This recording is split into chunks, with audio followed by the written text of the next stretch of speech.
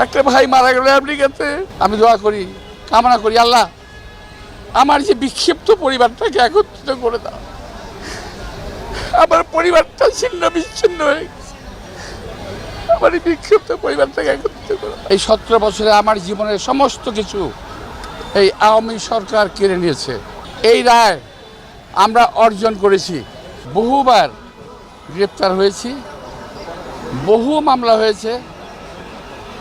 ন্যায় বিচার তো দূরের কথা, আমাদেরকে পুলিশের যে কষ্টকর যে একটা ভ্যান যেটা আছে, আমি আজকের এই সরকারের কাছে আবেদন করব এই ধরনের নিপীড়নমূলক ভ্যানগুলো যেন প্রত্যাহার করা হয়। এই ভ্যানে করে আমাদেরকে আনা করা হয়েছে, অনেক কষ্ট হয়েছে। তারপরে বলবো 17 বছরে একটা মানুষের জীবনে যে প্রাইম টাইম আছে, আমার বয়স 74 বছর। এই 17 বছরে আমার জীবনের সমস্ত কিছু এই আওয়ামী সরকার কেড়ে নিয়েছে, ধ্বংস করে দিয়েছে। আমি না, শুধু আমার মতো বাংলাদেশে বহু নেতা কর্মীর জীবন শেষ করে দিয়েছে, বহু নেতা কর্মী। আমি আজকে হয়তো আপনারা দেখলেন যে আল্লাহর রহমতে 17 বছরের পরিশ্রম, আল্লাহর রহমতে এই রায় আমরা অর্জন করেছি।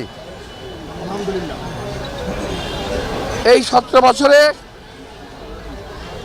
আমাদের বহু কর্মী নিহত হয়েছে, জেলখানায় মারা গেছে, বিনা চিকিৎসায় জেলে মারা গেছে।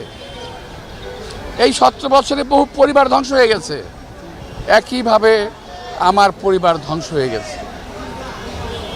আমি যখন আল্লাহর কাছে দোয়া করি, নামাজ পড়ি, আমি পরম দয়ালু করলাম আল্লাহ তাআলার কাছে আমি দোয়া করি, কামনা করি, আল্লাহ আমার যে বিক্ষিপ্ত পরিবারটাকে একত্রিত করে দাও। আমার পরিবারটা ছিন্ন বিচ্ছিন্ন হয়ে গেছে, আমার এই বিক্ষিপ্ত পরিবারটাকে একত্রিত করে দাও। এটার হলো না। একটা ভাই মারা গেল আমেরিকাতে, একটা ভাই দীর্ঘদিন বাইরে আছে। আমি দীর্ঘদিন অসুস্থ অবস্থায় এই কোর্টের বারান্দায়, আপনারা দেখেছেন আমাকে বহুবার। আজকে এখানে যারা আছে সকলেই আমার মতো কম বেশি ভুক্তভোগী, কেউ কম কেউ বেশি।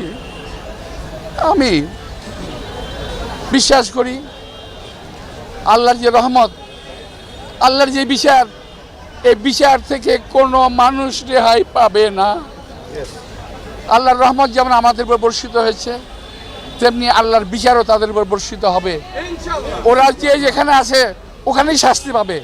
আপনারা সর্বশেষ দেখেছেন বিচারপতি কি বলে, মানিকের কিরকম জিল্লতি, কিরকম নাল্লতি, যেটা কোরআন শরীফে আছে যে আল্লাহ তাআলা যাকে বেজ্জিত করেন কিভাবে করেন উনি দেখিয়ে দেন। তো আমি জানি, আমি চাই আল্লাহ তাআলার কাছে সেই বিচারটা। হ্যাঁ, অনেকে বলতে পারেন ক্ষমা মহত্বের লক্ষণ। আমি ভাই মহৎ ব্যক্তি না, আমার জীবনের বিনিময়ে কাউকে আমি ক্ষমা করতে পারছি না। এই বিচার আল্লাহ তাআলার কাছে আমি চাই। এবং আমার সঙ্গে যে সহকর্মীরা আছে, রাজনৈতিক যারা চলে গেছেন, তাদের পরিবারের মাগফিরাত কামনা প্রতি সম্মাননা জানাচ্ছি।